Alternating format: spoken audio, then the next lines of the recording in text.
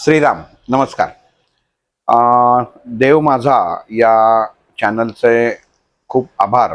आणि आजचा एपिसोड हा मुद्दामून जे अगोदरचे काही भाग आपण रेकॉर्ड केलेले आहेत, म्हणजे परान्न हा एक भाग झाला, नामस्मरण झाला, नंतर गणपती ह्या विषयावरती झाला, नवरात्रात झाला, पितृपक्षात झाला. आणि बऱ्याच जणांनी खूप सारे प्रश्न विचारले. आणि जेव्हा आपण एखादी गोष्ट समाजापर्यंत पोचवायचा प्रयत्न करत असतो आणि समाज आपल्याला त्याच्यावरती प्रश्न विचारते, तर त्या प्रश्नाचं निरसन करणं हे त्या माणसाचं काम असतं. आणि हे मी माझ्या गुरूंकडनं कायम शिकत आलेलो आहे, किंवा शिकलेलो आहे म्हणलात तरी चालेल. की आपण एखादी गोष्ट बोलायची आणि जर समोरच्याने प्रश्न विचारला तर ते आपल्याला बंधनकारक असतं की आपण त्या प्रश्नाचं उत्तर दिलं पाहिजे. म्हणून मी सरांना म्हटलं आपण एक दिवस असा भाग घेऊ, कारण त्या काही जणांचं मी ज्यांनी प्रश्न विचारल्यावर तिथे एका वाक्यात उत्तर दिलं, पण सारखं वेळेच्या अभावी किंवा ते बघणं होत नाही, म्हणून म्हटलं एक भाग करू आपण ह्याचा. तर ह्या भागाला सुरुवात करतो मी आत्ता. आणि सर्वप्रथम माझे ज्यांना मी गुरु मानतो त्या वैद्य अशोक श्रीपाद भट यांना दंडवत करून हा भागाला सुरुवात करतो. नाम जप, साधना आणि नामस्मरण हा आपण भाग मागच्या वेळी रेकॉर्ड केला होता, शेवटचा भाग. मुळामध्ये बऱ्याच जणांचा असा गैरसमज असतो की आपण जेव्हा एखादा मंत्र जपतो किंवा नामस्मरण चालू करतो की आपल्याला ताबडतोब त्याचा रिझल्ट दिसला पाहिजे.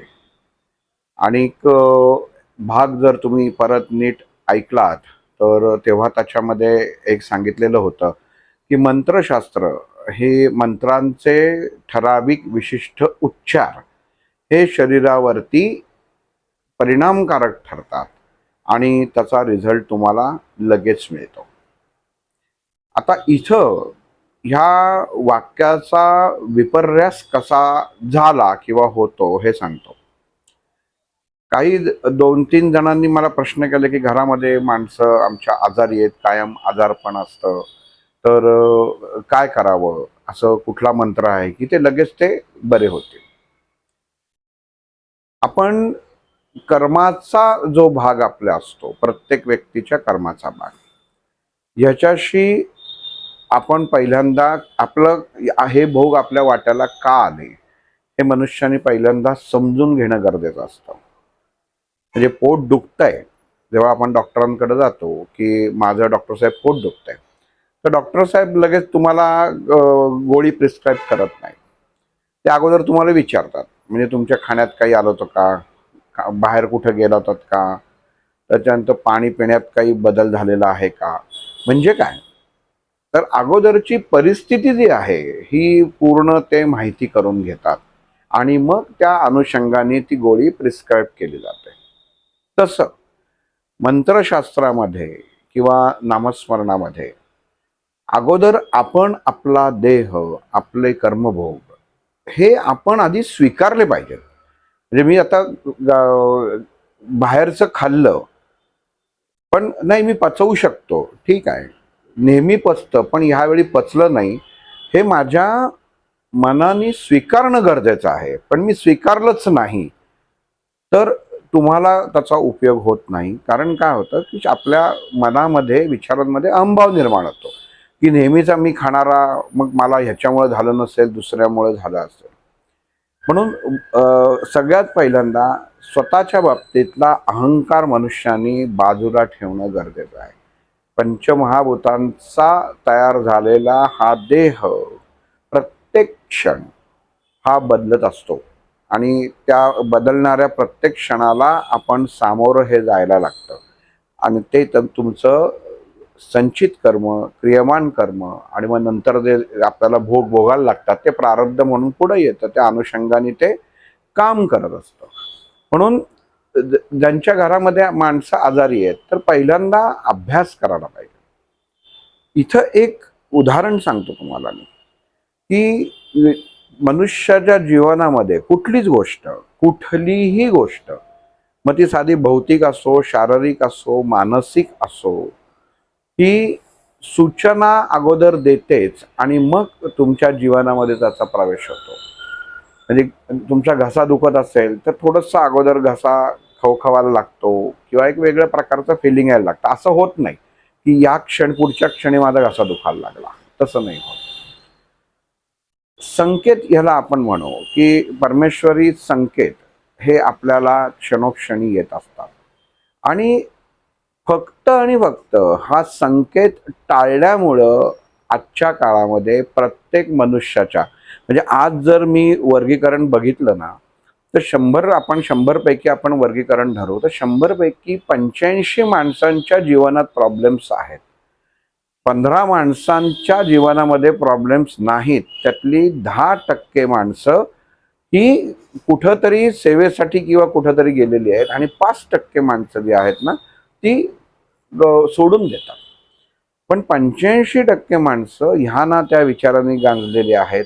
उदाहरण द्यायचं झालं, मुलगा लहान आहे, दंगा करतो, खात नाही, आजारी असतो, मिस्टरांना नोकरी लागत नाही, मिस्टर आजारी असतात, घरात आई वडील सासू सासरे आजारी असतात, मला घरात करायला लागतं, मी दिवसभर नोकरी करते, कोणी माझा विचार करत नाही, घरामध्ये यावंसं वाटत नाही, बाहेर उत्तम असतो, कायम सगळा पैसा टिकत नाही.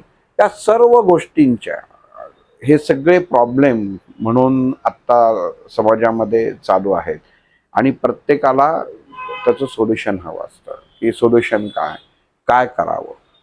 आणि मग हे सोल्युशन निवडताना आपण जो परमेश्वरी संकेत अगोदर दिलेला असतो हा विसरतो.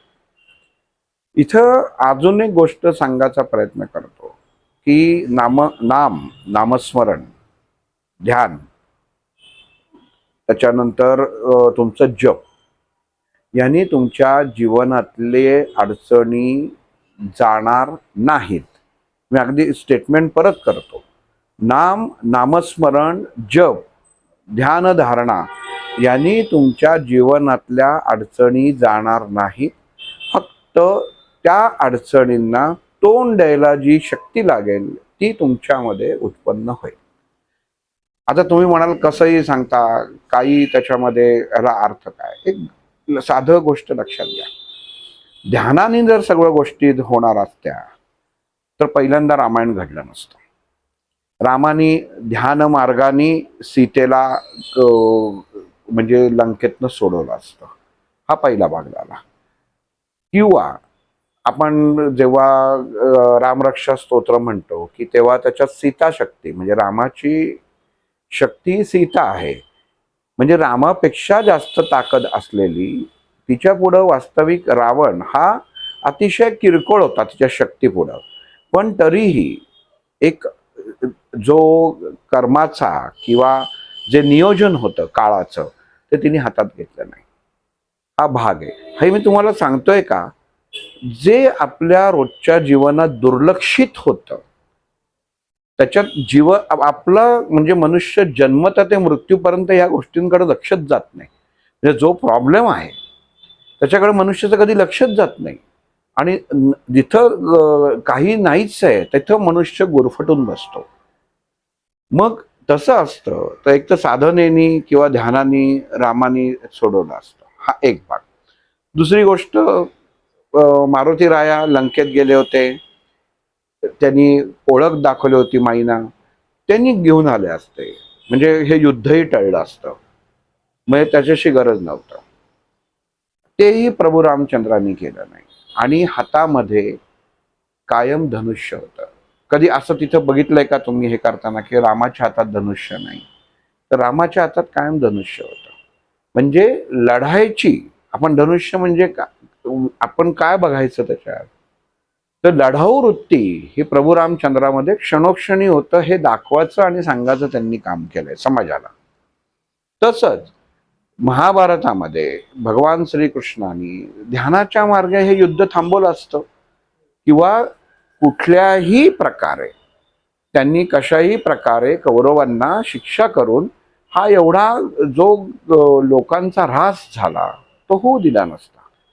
पण साक्षात स्वतः भगवान श्रीकृष्ण सुद्धा युद्धभूमीमध्ये हजर होते आणि त्यांनी काय सांगितलं होतं की मी हातामध्ये शस्त्र धरणार नाही.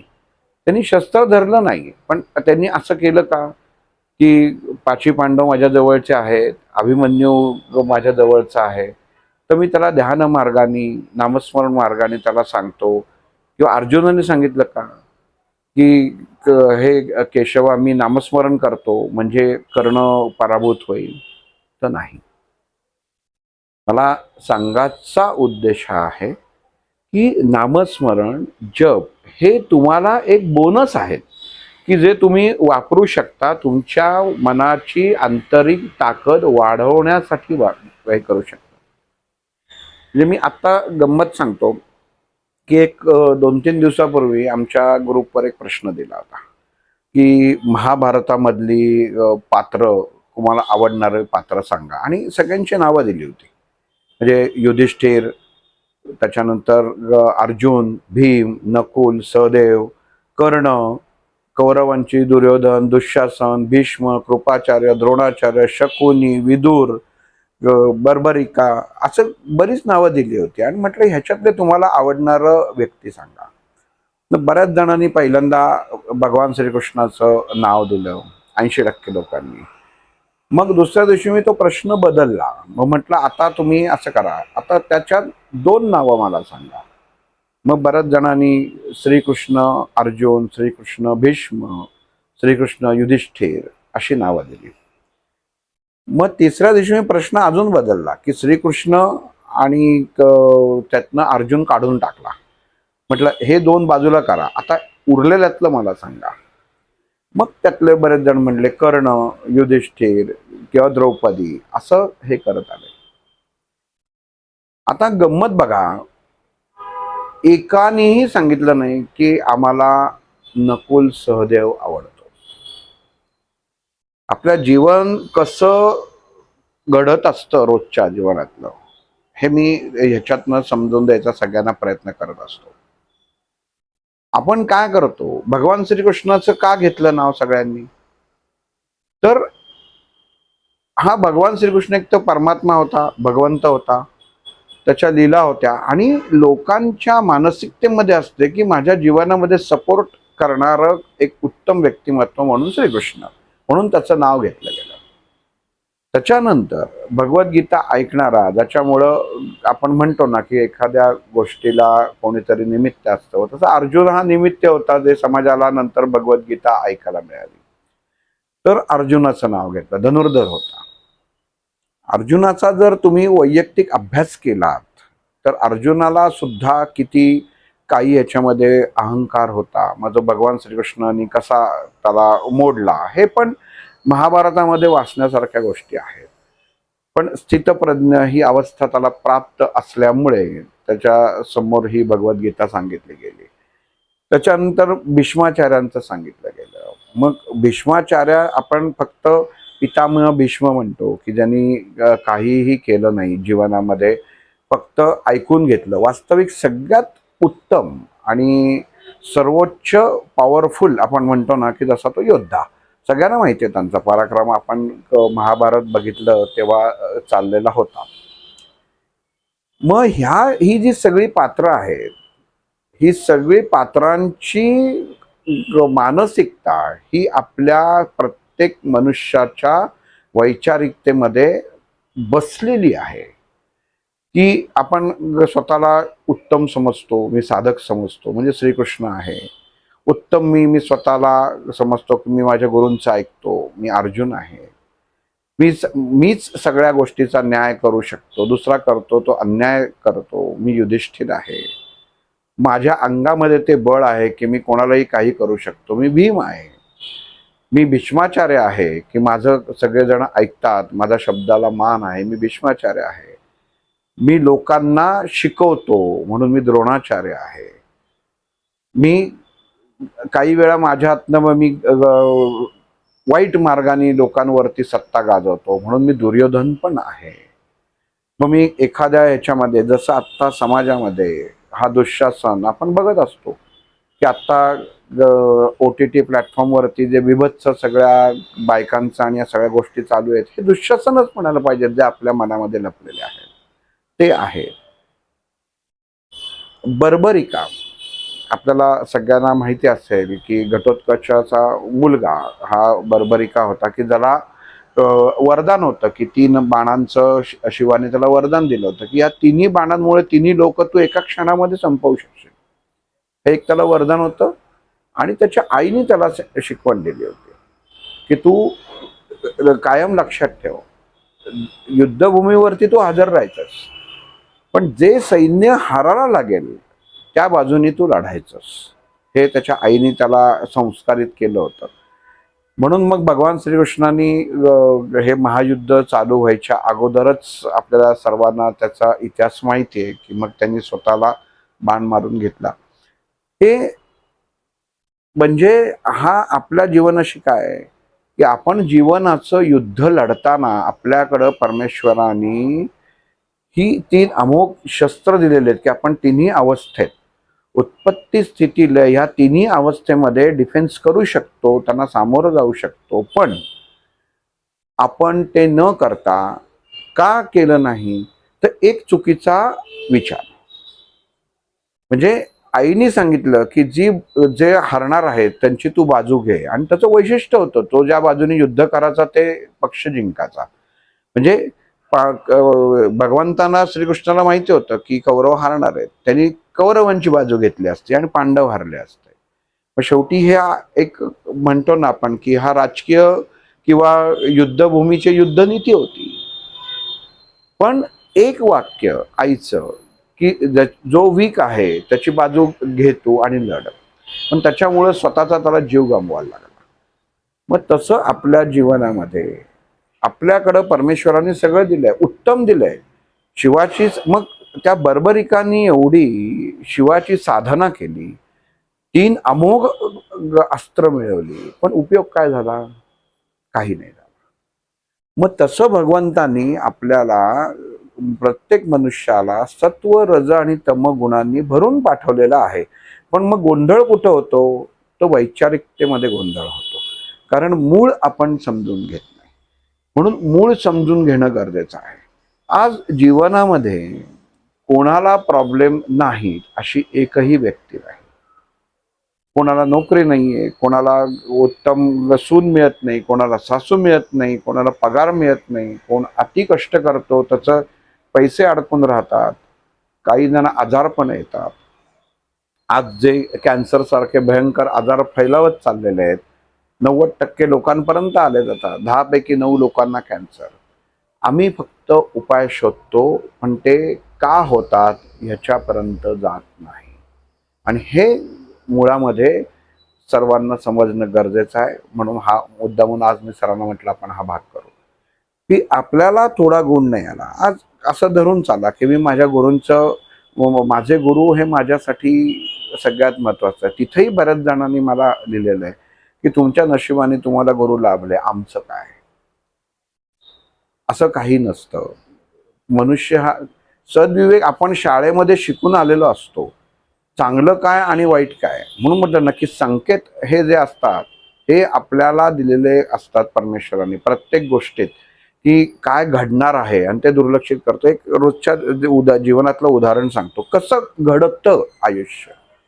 आपल्या प्रत्येकाने अनुभवलेलं असेल म्हणून उदाहरण सांगतो की आपल्या घरामध्ये बघा बऱ्याच वेळा सिंकचा किंवा आपल्या बाथरूममध्ये कधी ना कधीतरी आपला जो पाईप असतो म्हणजे नळ असतो तर तो ठिपकाला लागतो, एक एक थेंब ठिपकाला लागतो. मग आपल्याला लक्षात येतं की पाण्याचा हे ठिपकतोय, आपण लक्ष देत नाही.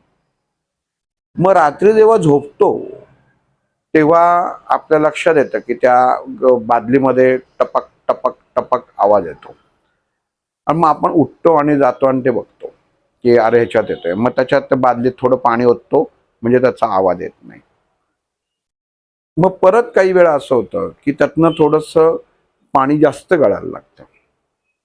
प्रत्येक वेळी रोज लक्षात राहत नाही. मग परत रात्री होतं. मग ती घरातली बाई काय करते, घरात नाडी घेते हे प्रत्येकाने हा अनुभव घरात नक्कीच घेतलेला असणार आहे. मग ती नाडी घेते आणि मग त्या नळाला बांधते, म्हणजे त्याच्यात प्रेशर झालं की ते गळणार नाही. मग तिला वाटतं की चला झालं. मग जेव्हा घरामध्ये तो नळ वापरायला दुसरा येतो तेव्हा ती नाडी थोडी लूज करतो आणि तो नळ वापरतो. मग परत बंद करतो तेव्हा थोडंसं ते पाणी चालूच राहतं किंवा त्याला नंतर ते बांधून ठेवतो. मग काही दिवसांनी रात्री झोपताना असं होतं की एकदमच त्या बाईला असा पाण्याचा आवाज येतो आणि मग ती उठून पहिल्यांदा बघते तर तिला कळतं की सिंक मग पाण्याने भरलं गेलेलं आहे पूर्ण. कारण तो पाण्याचा पाईप आता फुटलेला आहे आणि ते पाणी ओसंडून आता खाली वाहत आहे आणि त्याच्यात आपले पाय पण भिजलेले आहेत. हा सुद्धा अनुभव बऱ्याच जणांनी घेतला असेल की त्याच्यात. आता तुम्ही मला सांगा, ही तुमची मानसिक रोजच्या जीवनातली आध्यात्मिक अवस्था आहे की ज्यावेळी पहिल्यांदा एक थेंब पडत होता त्यावेळी तो नळ बदलणं गरजेचं होतं. पण आपण म्हणतो जाऊ दे, एका थेंबासाठी कुठं बोलवायचं, कशासाठी नळ बदलायचा, कशासाठी खर्च करायचा, आणि आपण दुर्लक्ष करतो आणि आपल्या डोक्याने सहजासहजी ते थांबवायचा प्रयत्न करत असतो. पण मग एक दिवस असं होतं की ते शेवटी ते पंचमहाभूतामध्ये मोडतं. जो त्याच्यामध्ये दोष उत्पन्न झालाय तो त्याची परिसीमा ओलांडतो आणि शेवटी स्वतःचं अस्तित्व दाखवतो की जे पाणी शेवटी सगळीकडे पसरतं. आणि मग तुम्हाला पटापट धावपळ करून कोणाला तरी बोलवून तो प्लंबर बोलवायला लागतो, मग तो नळ बदलायला लागतो आणि मग तो प्लंबर सांगतो आधीच बदललं असतं तर. मग तो नळ बदलतो, मग ते घरामध्ये पाणी पसरतं, त्यांनी काही गोष्टी खराब होतात, त्याच्यात एक दोन जण घसरून पडतात, फडकी खराब होतात. हे सगळं काय आहे तर हा अध्यात्मातला रास आहे. हा परमेश्वराने तुम्हाला संकेत दिलेला होता. एकदम त्यांनी केलं का की बदाबदा तुमच्या घरात पाणी चालू झालं तर नाही. एक ठिपका चालू झाला पण तेव्हा तुम्ही ते दुर्लक्षित केलं. हा भगवंत प्रत्येक ठिकाणी आपल्याला जीवनामध्ये आध्यात्मिक असो किंवा शारीरिक संकेत हा देतोच. हे परमेश्वर इतका तो कृपाळू आहेच आहे. आणि मग रडत बसण्यापेक्षा आणि हीच कृती आपल्या आत्ताच्या आजारपणात होते की कुठंतरी एकदम कॅन्सर काय असं होत नाही की आज चेकिंगला गेला आणि कॅन्सर डिटेक्ट झाला. कुठंतरी देहामध्ये काहीतरी बदल घडत असतो. आपण तेव्हा जाणवतो की नाही याच्यात हे नाही, सोडून द्या. असं होत नाही. अध्यात्मामध्ये आपण आमच्या घरामध्ये कोणाला नोकऱ्यात लागत नाही, सारखे आजारपण आहेत. आणि ह्याच्यामध्ये माणसाला एवढंच हवं असतं की मला आत्ता कोणतरी अमुक प्रसाद दे, अमुक मंत्र दे, अमुक पूजा सांग आणि तो पटकन माझा प्रॉब्लेम सॉल्व्ह व्हावा. हे त्या माणसाचं त्यावेळची असलेलं मागणं असतं. सर्व जणांचंच हे मागणं आहे की आत्ता मला ताबडतोब हे बरं व्हायला पाहिजे. पण इथंच सगळा घोटाळा होतो. आपण उलट मार्गे कधी जात नाही आणि उलट मार्गी गेलं की आपल्याला कळायला लागतं की ह्याचं रूट कुठं आहे, ह्याचं मूळ कुठं आहे, सुरुवात कुठनं झाली. असं होत नाही एका दिवसामध्ये सगळ्या घरामधली परिस्थिती बिघडली, सगळेच आजारी एका दिवसात पडायला लागले.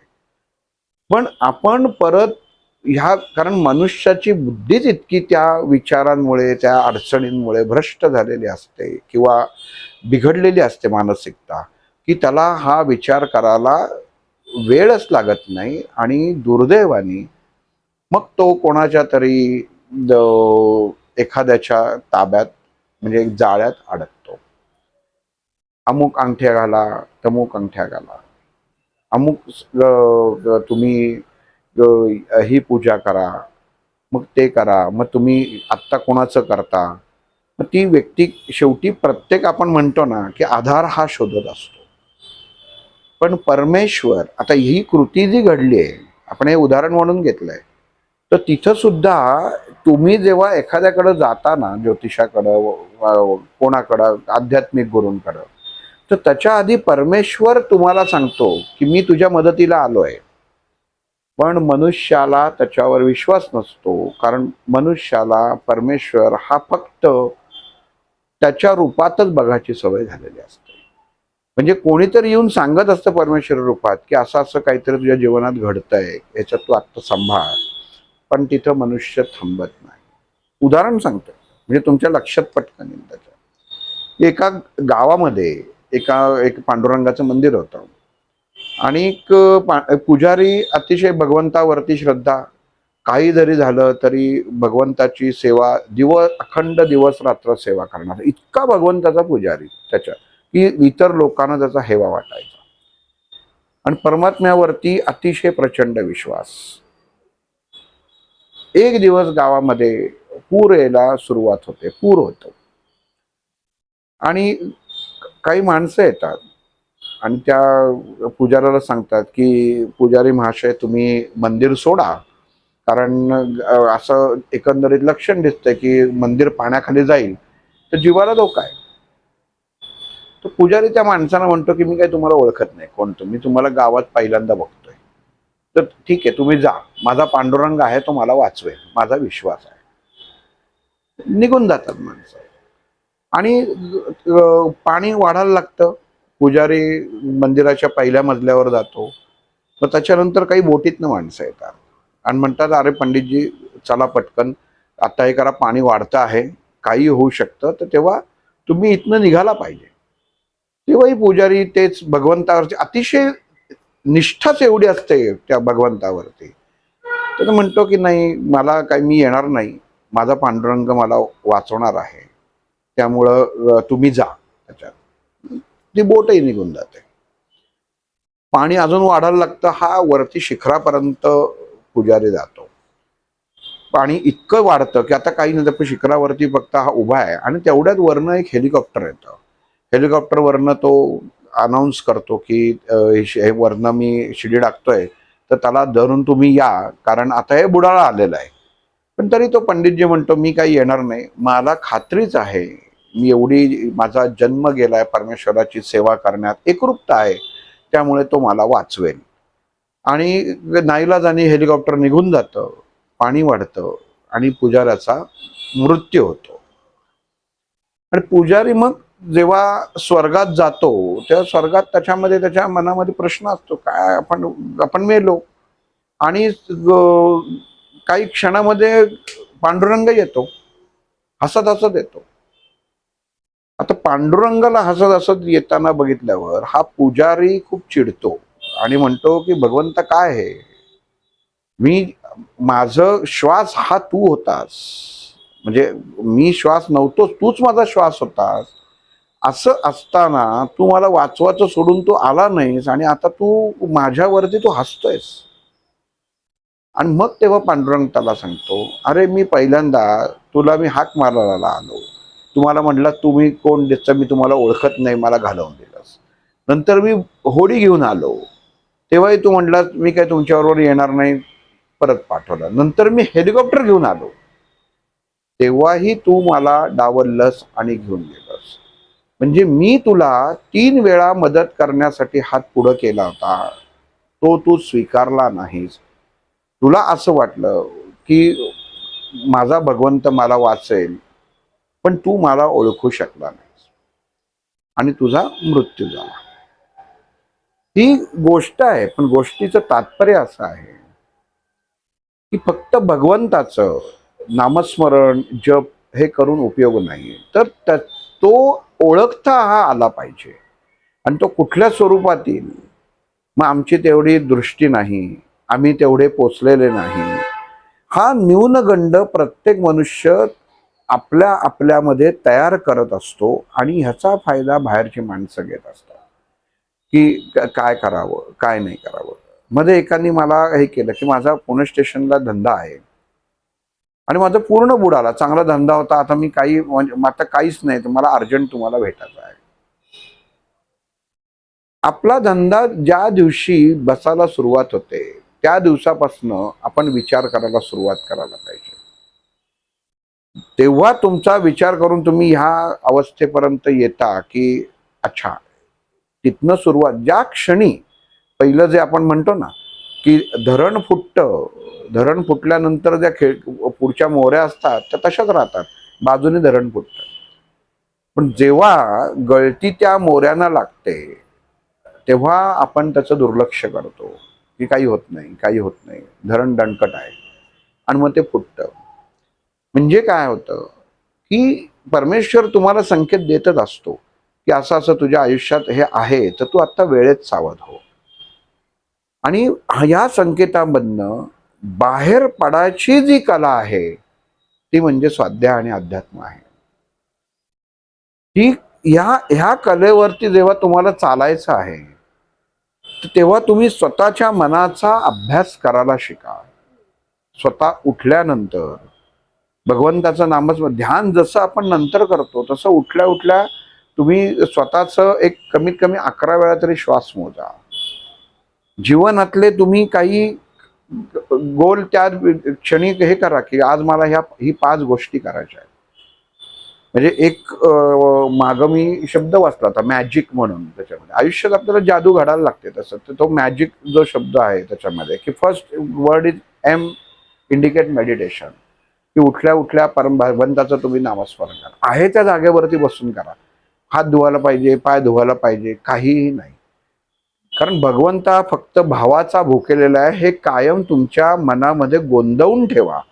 भगवंत कुठल्याही पैशाचा लक्त्याचा भुकेलेला नाही. कारण जो देतो त्याला तुम्ही काय देणार हे तुमच्या मनामध्ये तुम्ही एक घर लिहूनच ठेवा तुम्ही हे वाक्य. आणि मग पहिल्यांदा एम इंडिकेट मेडिटेशन.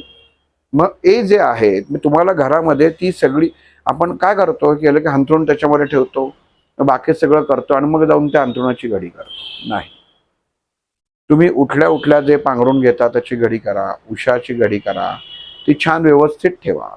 म्हणजे तुमचं सराउंडिंग तुम्ही व्यवस्थित करा.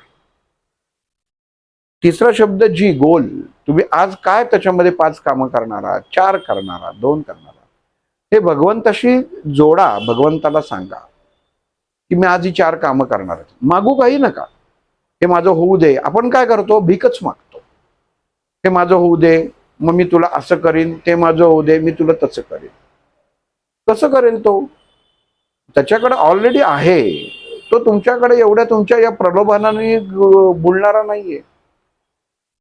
म्हणून जो देणार आहे त्याला सांगा की मी ही 3 कामं करणार आहे आणि त्याच्यासाठी तुझ्या नावाची ऊर्जा मी वापरणार आहे. इतकं सिंपल. पण ती वापरताना माझी संपली तरच मी तुझी वापरणार आहे, नाही तर तुझी मला गरज नाहीये. हे अध्यात्म आहे. सुरुवातीलाच भगवंताचा फोटो खिशात ठेवायचा, स्वामी माझ्या बरोबर आहेत, आता मी काम करतो. मग तुझा उपयोग काय? तुझं अस्तित्व कुठे आहे? माझ्या गळ्यामध्ये अमुक अमुक आहे, माझ्या हातामध्ये राहू केतूची अंगठी आहे, त्यामुळे मी आता करतो. आज सकाळी उठलोय, काल टीव्हीवरती कार्यक्रम बघितलाय, सांगितलंय कल आपका दिन अच्छा शुभ जाएगा, तो आप सुबह उठते ही ऐसा ऐसा करो तो आपका दिन शुभ जाएगा. कशासाठी? भगवंतानी ही जी ताकद तुमच्या देहामध्ये दिलेली आहे ही तुम्हाला जागृत करायची. बाहेरचं कृत्रिम का विकत घेता? असं जर हातात अंगठ्या वगैरे घेऊन कोणी आतापर्यंत वाचलेलं पाहिलेलं आहेत का तुम्ही, की जो वाचलेला आहे की त्याच्यामध्ये? मग असं असतं तर हे सगळे अदानी अंबानी यांच्या हातामध्ये अंगठ्याच घालून फिरले असते. फक्त तुम्हीही घाला, मजा म्हणून घाला, कुठलंही त्याच्यामध्ये उपाय म्हणून घालू नका. कारण पोट त्यांचं भरणार आहे जे तुम्हाला सजेस्ट करणार आहे, तुमचं भरणार नाहीये. चुकीच्या मार्गाने तुम्ही जाऊ नका. मी असं म्हणत नाही की यांनी फरक पडत नाही का, पण भगवंतानी तिथेही सुद्धा तुम्हाला परत विचार करायला संधी दिलेली आहे. सोप्यात सोपं काय आहे, सोप्यात सोपं काय आहे ते तुम्ही स्वीकारा. नाही तर मग शेवटी आपण म्हणतो ना की अगोदर तुम्ही आधी चाला, मग जॉगिंग करा, म्हणजे तुमचं हृदय उत्तम राहील. मग पथ्य पाळा, खाण्यावर नियंत्रण करा, तेल कमी करा, मग तुम्हाला शस्त्रक्रियेची गरज नाहीये. पण सगळ्या गोष्टी करून जर तुम्ही असं म्हणत असाल की माझं हृदय तंदुरुस्त राहावं, तर ते शक्य नाहीये. मग तुम्हाला बायपास शिवाय पर्याय नाही. मग बघा, मग नंतर आपोआपच सगळं बंद होतं. त्याच्यापेक्षा हळूहळू आधी स्वतःवरती कुठल्याही परमेश्वर ही नाहीच, तुमच्या देहामधली आंतरिक शक्ती हीच परमात्मीय शक्ती ज्या दिवशी तुम्हाला लक्षात येईल ना, त्या दिवशी तुमचं ध्यान नामस्मरण सफल झालं असं समजायचं. कोणीही त्याच्यामध्ये येईल. मग यांच्याकडनं शक्तिपाठ दीक्षा घेतली, मी पण घेतली आहे. मला पविवर्तकांनी ज्ञानेश्वरीची शक्तिपाठ दिलेली आहे. पण म्हणून मी काही ते डंका पिटत नाही, त्याच्यामध्ये शक्तिपाठ दिलेली आहे किंवा त्यांनी दिल्यानंतर त्याचा कुठे गैरवापर नाही. त्याच्यात ज्ञानासाठी आपण वापर करायला पाहिजे. दिला का तर त्याच्यासाठी दिलं. पण ह्या गोष्टी आपल्याला गरजच नाही. म्हणजे मला एक वेळ वाटलं अरे मला दिलं त्यांनी बरं का, म्हणजे का दिलं तर माझ्यात उणीव होती. लक्षात घ्या नीट गोष्ट, माझ्यात उणीव होती म्हणून त्यांनी मला ती दिली. माझ्यात कमी होती म्हणून नाही दिली, माझ्यात उणीव होती. म्हणजे असं जाणवलं गेलं की हा तिथपर्यंत पोहोचू शकणार नाही म्हणून दिलं. ठीक आहे, एक गुरुतुल्य व्यक्तीकडनं हे मिळालं, मान्य आहे. पण वास्तविक ते मी स्वतः घ्यायला पाहिजे होतं. त्याच्यासाठी कष्ट मी स्वतः करायला पाहिजे होते. मग प्रत्येक व्यक्तीने स्वतःच्या देहासाठी स्वतः कष्ट, गरजच नाहीये बाकी कशाची. म्हणून आपला गोल जो आहे हा आपण रोज, मी आज ही 4 कामं करणार असंच लिहायचं. होतील का, भेटेल का, मी 10 रुपये दिले तर मला 100 मिळतील का, तुम्ही किती एकरूपता आहात आणि त्याच्यामध्ये अपेक्षा, तुम्ही कर्म करा, फळ द्यायचं काम भगवंत. हे जर नुसतं भगवद्गीतेतलं जर तुम्ही स्वीकारलत ना, तर तुम्ही मनुष्य म्हणून जगाला योग्य आहात. पण भगवद्गीतेचं माझं सगळे श्लोक पाठ आहेत. माझं तर मी कायम म्हणत असतो, भगवद्गीतेचे जे क्लासेस घेतात त्यांना मी कायम म्हणत असतो, तुम्ही अख्खी भगवद्गीता पाठ आहे तुमची, पण त्यातला अर्थच जर तुम्ही त्या माणसांना माहीत नसेल तर उपयोग काय आहे. अर्थ माहिती पाहिजे ना, की मी काय आत्मसात करतोय, काय ग्रहण करतो आहे. हे जर तुम्हाला कळलं नाही तर त्याचा उपयोग काय आहे त्याच्यामध्ये. थोडक्यात सांगा, पण सांगा. म्हणजे ज्ञानेश्वर माऊलींनी सुद्धा किती त्याच्यावरती केलं, अख्खी ज्ञानेश्वरी लिहिली. पण त्यांच्यानंतर सुद्धा त्यांच्याही लक्षात आलं की अरे अख्खं आपण सगळं शिजवलं तर सगळं आहे, पण घेणाऱ्यांना तेवढं ज्ञान नाही. मग 1000 ओवीतली एक ओवी करावी त्यांनी. आणि मग आपण हे म्हणतो पसायदान जे म्हणतो, त्याच्या त्या 9 ओव्या तयार कराव्या आणि ते प्रसाद म्हणून मागून घ्यावं निवृत्तीनाथांकडनं. भावाकडनं नाही मागितलं. देता का, कुठं आहे की निवृत्तीनाथ म्हणले देतो, उल्लेख आहे? माऊलींनी विचारलं मला देता का, त्यांनी दिलं नाहीये. निवृत्तीनाथाने दिलेलं नाहीये. म्हणून अभ्यास का करायचा. उत्तम ज्ञान हेच सगळ्या गोष्टीचं उत्तर आहे. मग त्याच्यामध्ये तुम्ही गोल तुमचा ठरवला, मग तुमची आय म्हणजे आयडेंटिफिकेशन, स्वतःचं आयडेंटिफिकेशन पाहिजे. मी उच्च शिक्षित आहे, मला ज्ञान आहे, भगवंतानी मला प्रत्येक, आपण बघा लहानपणापासून किती इतकं सुंदर आपलं अध्यात्म आहे ना. लहानपणापासून आपण त्याच्यावर चालत असतो, पण आपलं लक्षातच येत नाही आपण चालतोय ते. लहानपणी बघा, आपण शाळेमध्ये असतो की आपण एक नकाशा असतो, मग वर्गामध्ये बसून आपण करत असतो भूतान शोध रे. आपण अवघडत अवघड आपण शब्द बघतो आणि आपल्या शेजारच्याला सांगतो हे शोध रे कुठं आहे, आणि मग आपण इकडं तिकडं हे करत त्याच्यामध्ये शोधतो. पण तेव्हा आपल्याला माहित नसतं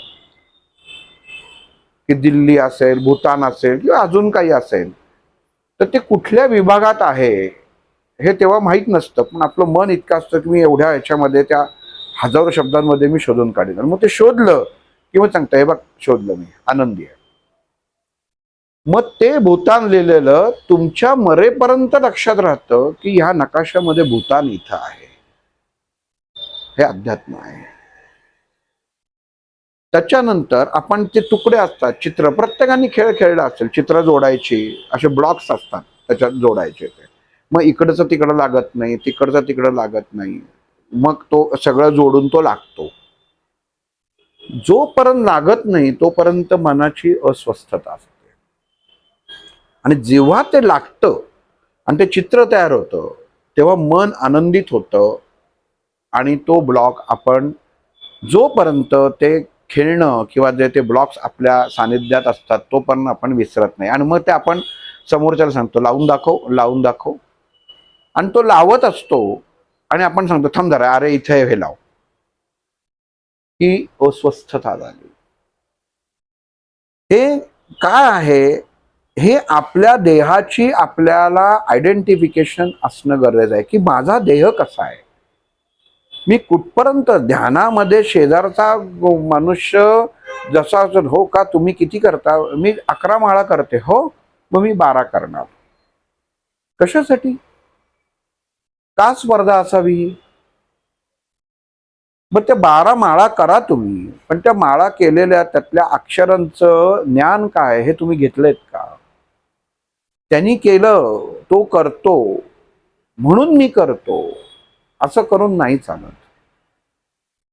मग किती काय केलं, मी किती पोळ्या खाल्ल्या की माझं मन समाधान होणार आहे, शरीर सांगणार आहे. तिथं सुद्धा बघा, आपण जेवताना संकेत मी मगाशी म्हटलं ना, आपण जेवणात पोळी वाढून घेतो. एक पोळी खाल्ली, दुसरी खाल्ली, दुसरी पोळी खाल्ली की पोट सांगतं आता जरा शांत हो, आता घेऊ नकोस.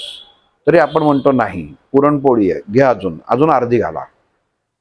मग तरी पोट आपल्याला सांगत असतं आता बस, आता अजिबातच घेऊ नकोस. तरी म्हणतो नाही, घाल.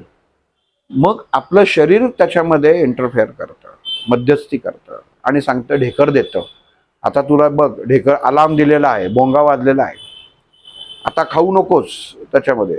तरी घाल, तरी घेतो. आणि मग सगळं झालं की पोटाला तडस लागते.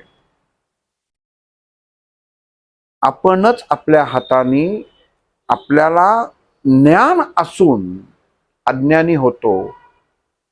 भगवंत सांगतच असतो ना, देह सांगतोय ना आपल्याला की थांब म्हणून, आपण बघत नाही. मग हे जे आपल्या जीवनामध्ये जे अडचणी येतात ना, ह्याचा प्रत्येक संकेत हा भगवंत देत असतो अगोदर. तो आपण आपल्याला शोधला पाहिजे. त्याच्यासाठी दुसऱ्या ज्योतिषाकडे जाऊन आमच्या घरामध्ये काय आहे आणि काय नाही हे विचारणं, हे याच्या आधी तुम्ही स्वतः प्रयत्न करा. लिहून काढा, थोडीशी वेळ काढा, की माझ्या घरामध्ये प्रॉब्लेम कधीपासून चालू झालेला आहे, कधी आलेला आहे. मग हा व्यक्ती आमच्या घरात आला आणि आमच्या घरात त्रास चालू झाला, कशाला त्याच्याला नावं ठेवायचं. तुमची घरामध्ये डास येऊ नये म्हणून तुम्ही गुड नाईट लावता. मग तुमच्या शरीराची, मनाची डिफेन्स सिस्टीम, प्रतिकार सिस्टीम तयार करा. तुम्ही स्वतःमध्ये ती गुड नाईट तयार करा, ते येणारच आहेत. मग ते येऊ नये म्हणून काय, मग नाही तुम्ही एक काम करा, घरामध्ये अमुक टांगा, ते टांगा. मग कोणी आलं तर ते एक तर पाणी पडेल, नाहीतर ते काळं पडेल, आणि मग ते काळं पडलं तर मला आठवड्यानी कळवा. म्हणजे ती व्यक्ती आठवडाभर ते काळं कसं पडत नाहीये याच्यामध्ये अडकते, किंवा त्यातनं पाणी का गळत नाहीये त्याच्यामध्ये अडकते. आणि मग एखाद्याच वेळे असं होतं की हवेचा बदल काहीतरी घडतो, उष्णता वाढते, ते काळं पडतं आणि लगेच मनुष्य अनुमान लावून मोकळं होतं की ही व्यक्ती आली होती आणि ते काळं पडलं. मग लगेच फोन करतो की आमच्याकडे अमुक अमुक आल्या त्या त्यांच्यामध्ये, हो का, नाही, मग त्यांनी तुमच्यावरती करणी केली आहे. झालं, तुम्ही अडकलात फेऱ्यात. कुठं बघितलंय शास्त्रामध्ये, अमुक करा, तमुक कर, इथं लिंबू लाव, इथं मिरच्या लाव. कधी बघितलेलं आहे भगवान श्रीकृष्णाने कोणाला उपाय सांगितलेला आहे. अभ्यासाने नंतर रसशास्त्राच्या अनुषंगाने हे सगळे रस आहेत. लिंबू हा रस आहे, मिरची हा रस आहे. त्या रसाच्या अनुषंगाने एखाद्याला एक गोष्ट सांगायची आणि तीच गोष्ट एखाद्याने उचलायची. जसं करोनामध्ये काढा झाला होता, की करोना झाला नाहीच, पण त्या काढ्यामुळं ज्या लोकांना मुळव्याध झाल्या त्याची औषधं लोक अजून घेत आहेत. म्हणजे गंमत बघा की किती मनावरती त्याचा आपला आपला विकनेस असावा. काही झालं नाही तरी आपण मनाला सांगतो की मला असं असं झालेलं आहे आणि त्याच्यावरती आपण प्रयोग करतो. मग मूळ जे आहे, घरातला जो मुख्य कर्ता पुरुष आहे किंवा कर्ती व्यक्ती आहे, तीच जर ढासळली, तिनेच जर वैचारिकता जर उलटी ठेवली, तिने जर विचार नीट केला नाही, तर तुम्हाला घरामध्ये अनंत अडचणी येणार आहेत. कारण का, भगवंतानं तुम्हाला ती सोय केलेली आहे. आणि मग शेवटचा जो सी आहे, मॅजिक मधला सी, ते म्हणजे चिटिंग. आपण आपल्याशीच स्वतःशीच चिटिंग करत असतो. हा, काय झालं, आज गुरुवार आहे ना, मी अमुक मठात जाते आणि तिथं संध्याकाळी 1 तासाचं निरूपण असतं आणि ते ऐकलं की सगळे दोष जातात आणि नंतर त्यांच्या पायावरती आम्ही नमस्कार करतो आणि येतो. आम्हाला गुण चांगला आहे. आधी घरात प्रॉब्लेम होते आणि ह्याच्यामध्ये मग ह्या ताई घरामध्ये रोज साधना करत असतात किंवा काही करत असतात, त्या सोडतात आणि याच्या मागे जातात का? तर पटकन मला फळ मिळावं या एका फक्त आशेने. आणि मग तिथं जातात, त्यांना माहिती नसतं काय प्रार्थना आहे, काय आहे. तिथं जाऊन बसायचं, मग ते कधी बोलवतात किंवा ते बघत बसायचं. मग त्यांनी नमस्कार केला. आता ते जे येणारी व्यक्ती त्यांना माहिती असतं, जे असतात कोण महाराज संत काय त्यांना म्हणतात तुम्ही, ते संतांची व्याख्याच माहित नाही. 6 सगळ्या षड रिपूंचा जे अंत करतात ते संत. इथं सगळं रिपू घेऊनच बसतात. नारळ द्या, हार द्या, पेढे द्या, अत्तर द्या, उदबत्त्या द्या. कुठं आहे, कुठं दाखवलेलं आहे? पण इथं मनुष्याला असं वाटतं गेलं की त्याच्यामध्ये दिलं की हे नाही. हा मठातला प्रसाद आहे, हा इकडचा प्रसाद आहे. कुठल्या याच्यामध्ये विभूती हा शब्द तारक मंत्रात आहे, पेढा शब्दच नाहीये, साखर फुटाणे पण नाहीये. विभूती फक्त त्याच्यामध्ये सांगितलेली आहे. आणि लक्षात घ्या, मागं त्या याच्यामध्ये पण सांगितलं होतं, विभूती वेगळी आणि अंगारा वेगळा. उदबत्त्या जाळून होतो तो अंगारा होतो, राख येते ती. आणि विभूती ही तुम्हाला विशिष्ट तुम्हाला यज्ञामध्ये काही ज्या समिधा वापरल्या जातात, त्यातनं अग्नितत्व जेव्हा त्या परमेश्वराशी एकरूप होतं आणि त्यातनं जी राख उरते, राख हा शब्द वापरतोय, त्याला विभूती म्हणतात. आणि ती एवढीशी घ्यायची असते. आम्ही बचकावर घेतो, खा, जेवढी खाशील जास्त तेवढा तुझा उपयोग जास्त.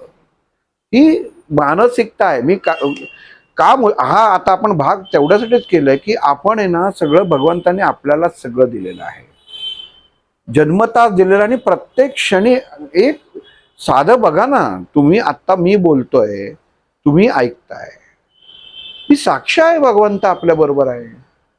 तो जर नसेल तर आपण कोणाच इथे जिवंत असू का कोणी? मग त्यांनी जर तुम्हाला दिलेलं आहे, प्रत्येकाला असं दिलंय का की सगळ्यांच्या घरामध्ये आज बटाट्याचीच भाजी होईल? नाही. प्रत्येकाचं कर्म धर्म हे सगळं वेगळं आहे. प्रत्येकाला त्यांनी दिलेलं आहे की तू त्याच्याप्रमाणे जग, त्याच्याप्रमाणे वाग. मनुष्य त्याप्रमाणे काही करत नाही. कारण का, त्याला फक्त सुख हा हवं असतं. आणि जी व्यक्ती सुखाच्या मागे धावते ती दुःखामध्ये गेल्याशिवाय राहत नाही. गोड बघा, किती खा गोड तुम्ही, पण शेवटचा जो कण असतो ना, हा कडूच लागतो. श्रीखंड खा, कॅडबरी खा, साखर खा, काही खा, शेवटचा कण हा त्याच साखरेचा हा तुम्हाला कडूच लागतो. मग एवढं जर भगवंतांनी स्पष्ट सगळ्या गोष्टी दिलेल्या आहेत आणि त्यांनी तुम्हाला डोकं दिलेलं आहे, हे जे सगळे तुमच्या जीवनामध्ये गोष्टी ज्या असतात ना, त्यांनी संकेत, मग शब्द वापरला तो संकेत, परमेश्वर इतका उत्तम देतो की ओळखता आला पाहिजे की काय भगवंताने आपल्याला पाठवलेला आहे तो. आणि भगवंत असा संकेत कधी देत नाही की तू ह्यांच्याकडे जा आणि 5 प्रश्नांची पर्ची घेऊन जा आणि त्यांना विचार काय करायचं ते. हे कधीही भगवंत देत नाही.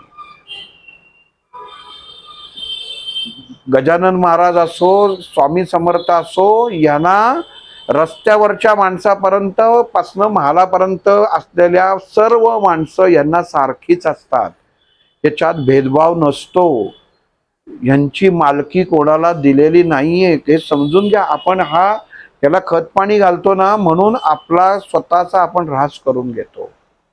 यांचं मंदिर आहे, तर नको नसू दे. मला एकदा माझ्या गुरूंनी सांगितलं, आमची पैज लागली की महाशिवरात्रीला ते म्हटलं काय गर्दी होती ओंकारेश्वराला. मी गेलो, तिथनं जाऊन आलो, गर्दी बघितली, बाहेर आलो परत. म्हटलं मी काय थांबणार नाही. मला म्हणले एक मंदिर असं आहे, एक ठिकाणी पिंडी अशी आहे की तिथं अजिबात गर्दी नाही. म्हटलं असं शक्यच नाही. अशी आज महाशिवरात्र आहे, अगदी कुठल्या कुठल्या तुमच्या कपारीत जरी पिंडी असली ना, तरी तिथे गर्दी महाशिवरात्रीला असतेच. म्हटलं शक्यच नाही. ते म्हटलं आहे जागा, शोधून काढा. इतकं मी डोकं त्याच्यामध्ये हे केलं, पण मला काही ते कळलं नाही कुठं. म्हणजे ठीक आहे, त्यांचा दवाखाना संपला, आम्ही तिथनं रिक्षा केली. रिक्षावाला त्याने सांगितलं वैकुंठात घ्या. सगळ्यांना माहिती आहे वैकुंठाच्या माझ्या दरवाजाच्या डावीकडे पिंडी आहे शंकराची. कोणीही नाही, घ्या दर्शन म्हटले. म्हटलं इथलं? हो म्हटले. काय ते वेगळं आहे आणि हे वेगळं आहे का म्हटले. तेच तत्व आहे. तिचं दर्शन घेतलं. लक्षात घ्या, फसगत कशी होते आणि डोळे कसे उघडले जातात. पण आपण तिथंच जातो, तिथंच त्याच्यामध्ये करतो. दुसरं त्यांनी मला सांगितलं, येता येता म्हणले बघा, हा म्हणले येताना हत्ती गणपतीवर आलो, हा गणपती आहे, कोणी उभं नाही. जा. तशी गाडी आम्ही मंडईच्या इथनं घेतली. मंडईच्या इथे आहे का कोणी, 2-3 माणसं होती. दगडूशेठच्या इथनं घेतली, 25-30 माणसं दिसली. इथं का उभे आहेत म्हणले. हा गणपती वेगळा आहे, हा नवसाला पावतो, तो नवसाला पावत नाही. मग म्हणले दोन्हीपैकी एक काहीतरी आहे. एक तर दोन गणपती आहेत किंवा काहीतरी गडबड आहे, नाही तर दोन्ही गणपती नाहीत. बघा, तुम्ही विचार करा या प्रश्नाचं उत्तराचं. गणपती हे तत्व एकच आहे. मग त्यांना मी विचारलं, म्हटलं नाही पण ह्याचं महत्व काय. मग त्यांनी ते तत्वही त्याच्यात सांगितलं की त्याच्यामध्ये एक यंत्र स्थित आहे, म्हणजे मंत्रोच्चाराने यंत्र स्थिर केलेलं आहे, म्हणून त्या मातीच्या गोळ्याला महत्व. शब्द बघा, कदाचित राग येईल, मूर्ती ती पण आहे, ती पण आहे, पण ज्याच्यामध्ये स्थिर केलेलं आहे त्याला नाव द्यायला पाहिजे, म्हणून ते गणपती दिले. आणि ते आपण नमस्कार जेव्हा करतो तेव्हा त्या यंत्रांना तो नमस्कार, त्या स्थापित केलेल्या ऊर्जाभारित गोष्टीला तो नमस्कार केला जातो. म्हणून त्याचं दर्शन हे लोकांना माहीतच नाहीये. फक्त दगडूशेठ नवसाला पावतं एवढंच माहिती आहे. मग म्हणले तोही पावत नाही. म्हणल्या तेव्हा निवडणुकीच होतं. म्हणले आता एक या पक्षाचं येईल, त्या पक्षाचं येईल. मग एक मॉडेल निवडून आलं की मी तुझं असं असं करून देतो, दुसरा मॉडेल निवडून आलं की मी तुझं असं असं करून देतो. एक तर निवडून येणारच आहे म्हणले. ते गणपतींनी कशाला सांगायला पाहिजे. हे तुम्हाला इथं सांगायचं कारण असं, अध्यात्म समजताना किती चुकीच्या मार्गाने ते समोर येतं आणि आपण स्वतःच वैचारिकतेमध्ये किती मूर्ख ठरतो हे ठरू नये म्हणून हे सांगताय. मग तो संकेत. हो बोला दादा, एक जरा प्रश्न आहे की तुम्ही सगळं सांगतात हे सगळं ठीक, पण आता आमच्याकडे जे प्रॉब्लेम्स आहेत, तुम्ही स्टेज 1चं सांगतात, आम्ही स्टेज 4ला पोचलो आहोत, आता गोष्टी असह्य होत आहेत. तर आता मी काय करू याच्याबद्दल थोडंसं सांगा. आता आपण असं धरून चालू की तुमच्या हाताला जखम झाली आहे आणि ती जखम चिघळलेली आहे आणि त्या चिघळल्यावर आता डॉक्टरांनी सांगितलंय की तुम्हाला आम्ही आधी ड्रेसिंग केलं, त्याच्यानंतर इंजेक्शनं दिली, औषधं दिली, पण आता त्याच्यामध्ये हातामध्ये पूर्ण तुमच्या गँग्रीन झाल्याने आता हात कापायला लागताय. ही 4थी स्टेज आपण असं समजू. पण जेव्हा पहिल्यांदा नखुरडं होतं तेव्हा आपण लक्ष दिलं पाहिजे की आपल्याला कुठं थांबलं पाहिजे. आणि ही अवस्थेमध्ये मनुष्य थांबत नाही. कारण काय की त्याला असं वाटतंय की बाहेरच्या जे मी उपचार किंवा हे करतोय ना, त्यांनी सहज मला मार्ग प्राप्त होईल आणि त्यातनं मोकळा होतो. संकेत हा अजून परत एकदा सांगतो की मनाची ताकद म्हणजे डोकं मनुष्याने वापरलं तर मनुष्याला कोणाकडेही जायची गरज नाही, त्याचा तो बरोबर उपचार करू शकतो. एक उदाहरण सांगतो, तुम्ही आता त्याच्यामध्ये विचार. एका जंगलामध्ये एका झाडावरती एक पोपट बसलेला असतो. सकाळी ऊन खात पोपट बसतो आणि पोपट विचार करत असतो, काय म्हणे मी उगाच या फांदीवर बसतोय, इतकं मला फळं शोधण्यासाठी लांब लांब उडायला लागतंय, पाणी मिळत नाही, पाण्यासाठी मला वणवण करायला लागते, कुठं डोली मला नीट करता येत नाहीये, सापाची भीती, नागाची भीती, कुठल्या पक्ष्यांची जीवाची भीती, काय आयुष्य म्हणलं ह्याच्यामध्ये करून, असा तो करत त्या फांदीवर बसलेला असतो. एकंदरीत दुःखी असतो. आणि परमेश्वराला म्हणतो की काय मला कंटाळा आला या आयुष्याचा, कायम म्हणे मी असा या अस्थिर आणि दुःखी आयुष्य मी नाही जगू शकत. त्याच वेळी त्याला कळतं की मला कोणतरी पकडलंय. एक पारधी, एक शिकारी त्या पोपटाला पकडतो जेव्हा हा विचार करत असतो, आणि त्याला पकडतो आणि गावामध्ये घेऊन येतो आणि पिंजऱ्यामध्ये त्याला ठेवतो. छानपैकी मोठा पिंजरा, खायला भरपूर, अगदी ड्रायफ्रुट्स पासनं 24 तास पाणी, सगळं त्याला यायला लागतं आणि खूप त्याला बरं वाटतं की त्याला सगळ्या त्रास गेले, जीवाची भीती गेली, खायला सगळं वेगवेगळं मिळायला लागलं, बसल्या जागी पाणी 24 तास, मस्तपैकी छान वातावरण सुंदर, कारण त्या शिकाऱ्याचं घर म्हणजे ज्याचं होतं ते सगळं एअर कंडिशन, वातानुकूलित, किती छान वाटतंय सगळं. काही दिवसांनी त्याच्या लक्षात येतं की नाही, मी जरी हे केलं तरी मी ज्याप्रमाणे सगळीकडं माझे पंख उघडून फिरायचो, ओरडायचो, छान मजा करायचो, ते आता इथं काहीच करता येत नाही. मला मिळालं काय, तर फक्त खायला मिळालं, पाणी प्यायला मिळालं, ह्या दोनच गोष्टी मला मिळाल्या आणि थंडावा मिळाला, जो मला जंगलातला चांगला वाटायचा तो मी विसरून गेलो आणि इथं आल्यावर मला वाटलं हेच छान आहे, पण आता मला असं वाटतंय, आणि तो दुःखी होतो. हाच प्रॉब्लेम सध्या सर्व लोकांच्या आयुष्यातला आहे.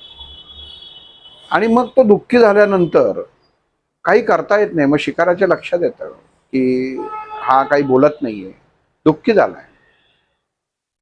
त्या पोपटाकडे जातो आणि त्या पोपटाला म्हणतो की मी आज परत एक तुला जिथं पकडलं तिथं जाणार आहे, तर तुझ्या कुठल्या मित्राला काही निरोप द्यायचा आहे का सांग. तो पोपट सांगतो की हो द्यायचा आहे, तुम्ही जाणार आहे त्या झाडाखाली तुम्ही उभ्या राहा, मला जिथं पकडलं तिकडं. आणि तिथं गेल्यावरती एवढंच सांगा की मला पहिल्यांदा सगळं खायला उत्तम मिळालं, पाणी तयार मिळालं, वातानुकूलित जागी राहायला मिळालं, पण नंतर असं लक्षात आलं की मी बंदिवान आहे, मला माझे पंख म्हणजे उघडता येत नाहीत, मला पळून जाता येत नाही, मला इकडं तिकडं विहार करता येत नाही, त्यामुळे मी खूप दुःखी आहे आणि मला माझं आयुष्य आता असंच संपणार आहे याचं मला अतीव दुःख होत आहे. तो शिकारी सुद्धा वाईट वाटतं की अरे काय, पण काही नाही, तो जातो ज्या झाडाखाली त्या पोपटाला पकडलं असतं तिथं शिकारी उभा राहतो आणि असा बघत असतो शिकारी कोण ऐकतंय का. तर त्याला कोणी दिसत नाही, पण तो म्हणतो आता ह्यांनी सांगितलंय तर आपण म्हणायला काय हरकत नाही. आणि मोठ्याने जो जे ज्या पोपटाने सांगितलं असतं ते सगळं म्हणतो. ते म्हटल्याबरोबर वरच्या फांदीवरनं एक पोपट खाली पडतो आणि शिकारी बघतो की अरे वरनं एक पोपट खाली पडलाय, जो निश्चेत झालाय. त्याचे पाय हालत नाहीयेत, डोळे हालत नाहीयेत, चोच हालत नाहीये, मेला तो. आणि शिकाऱ्याच्या लक्षात येतं की त्यांनी जेव्हा किती मैत्री घट्ट असावी, किती ऋणानुबंध घट्ट असावे, की मित्राची शोकांतिका ऐकल्या ऐकल्या यांनी प्राण आपले स्वतःचे त्यागले. शिकाऱ्याला सुद्धा दुःख होतं. तो हातात तो पोपट बघतो, काही नाही तसाच टाकतो आणि येतो घरी येतो. आणि त्या पोपटाला सांगतो, मी गेलो होतो, असं असं मी प्रार्थना केली, सांगितलं सगळं. तर तो वरनं असा पडला आणि पडल्या पडल्या त्याचे संबंध, पाय स्थिर झाले, नजर स्थिर झाली, चोच उघडी राहिली आणि गतप्राण झाला तो. म्हणजे हा पोपटही ऐकून खूप दुःखी होतो आणि त्या क्षणी हा पण गतप्राण होतो पिंजऱ्यामध्ये. शेतकऱ्याला खूप वाईट वाटतं की काय हे प्रेम, किती त्याच्यामध्ये ओढ आहे असावी. पिंजऱ्याचं दार उघडतो, त्या पोपटाला बाहेर काढतो, आपल्या बाजूच्या कोचावर ठेवतो. म्हणतो किती वाईट घटना घडली की दोन अतिशय जीवश्य कंठस्थ मित्रांच्या जीवनामध्ये असा मृत्यू यावा. असं विचार करत असताना तो पोपट उडतो आणि जाऊन खिडकीत बसतो. ते बघितल्या बघितल्या शिकारी चिडतो आणि त्या पोपटाला म्हणतो की नालायका, तू मला फसवलंस. म्हणजे तू मेला म्हणून मी तुला बाहेर काढलं आणि तू इथनं मात्र हे सोंग घेतलंस आणि उडालास म्हणून. मग तो पोपट सांगतो त्या शिकाऱ्याला की माझा मित्र पण जिवंत आहे. त्यांनी मला संकेत पाठवला की तू जर ही कृती केलीस तर तू सुद्धा मोकळा होशील. आणि माझा मित्र पण तिकडे जिवंत आहे हे मला माहिती आहे, कारण त्यांनी सुद्धा नाटक केलं ज्याच्यावर तुम्ही विश्वास ठेवलात. आणि मी काय करायचं हे त्यांनी उत्तर तुम्हीच मला सांगितलं की मी काय करायला पाहिजे आणि तसंच मी केलं. उदाहरण एवढ्यासाठी सांगितलं की परमेश्वर ह्या ना त्या मार्गाने संकेत आपल्याकडे देत असतो. आपण फक्त आत्ता माझा प्रॉब्लेम काय आहे ना ह्याच्यामध्ये अडकून बसलेला असतो. नामस्मरण निश्चित करा, साधना निश्चित करा, पण हे सगळं करत असताना माझी अडचणी दूर होतील, माझे रोग जाईल, ह्याचं विश्वास ठेवू नका. याचं कारण असं की जे तुमच्यात रुजलं गेलेलं आहे ते तुम्हाला बाहेर काढता सहजासहजी येणार नाही.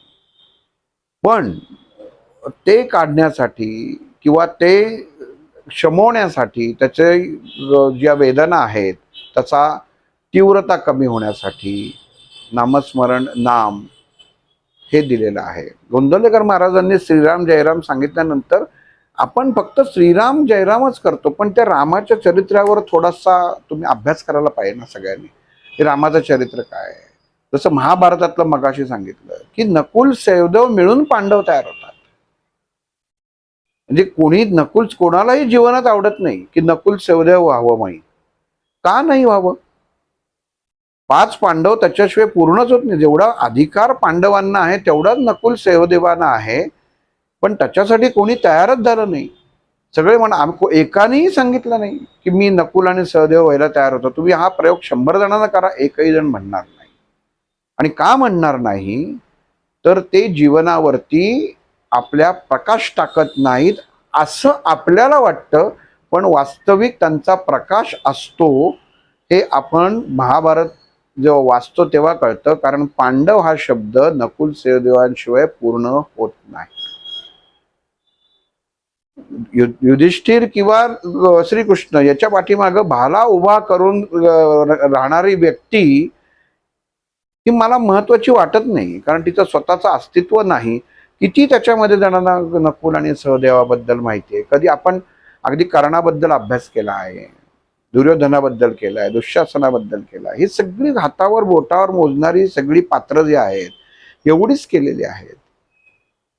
पण ही सगळी पात्र ही पात्र नसून या प्रत्येक भूमिका मनुष्य क्षणोक्षणी जगत असतो हे तो मनुष्य विसरतो. आणि जे आज्ञाधारी, बरं मी परत शब्द वापरतो, जो भगवंताच्या कायम बरोबर भाला त्याचं रक्षण करतात. शब्द नीट लक्षात घ्या. श्रीकृष्णाच्या पाठीमागं का भाला घेऊन उभा आहे? तर कृष्णाचं रक्षण करण्यासाठी, म्हणजे भगवंताचं रक्षण करणारा सुद्धा कोणतरी आहे, तो तुम्ही दुर्लक्षित केला, त्याचं नावच घेतलं नाही. आणि हेच जीवन आहे की आपल्याला आपल्या प्रत्येकाच्या जीवनात भगवंतानी दिलेलं आहे. म्हणून मी सांगत असतो की कुठेही जा, हे नकुल सहदेव म्हणजे तुमच्या स्वतःची असलेली कुलदैवत आहेत. तुम्ही सगळ्यांचं करा, अपेक्षा कोणाकडनं ठेवू नका. नाही तर जे तुम्हाला म्हणजे माझं एक तुम्हाला चॅलेंज आहे ह्याच्यातनं, या माध्यमातनं, जे तुम्हाला मार्गदर्शन करतात त्यांनी तुम्हाला सांगावं की बाबा रे, तू माझ्याकडं इतक्या दिवस ये, तुझा प्रॉब्लेम सॉल्व्ह होईल. इथपर्यंत माझ्या गुरूंची ही खासियत होती. ते जेव्हा सांगायचे की अमुक रोग बरा होईल, तेव्हा आधी सांगायचे की एवढ्या दिवसात तुमचा रोग बरा होईल, आणि तो व्हायचा.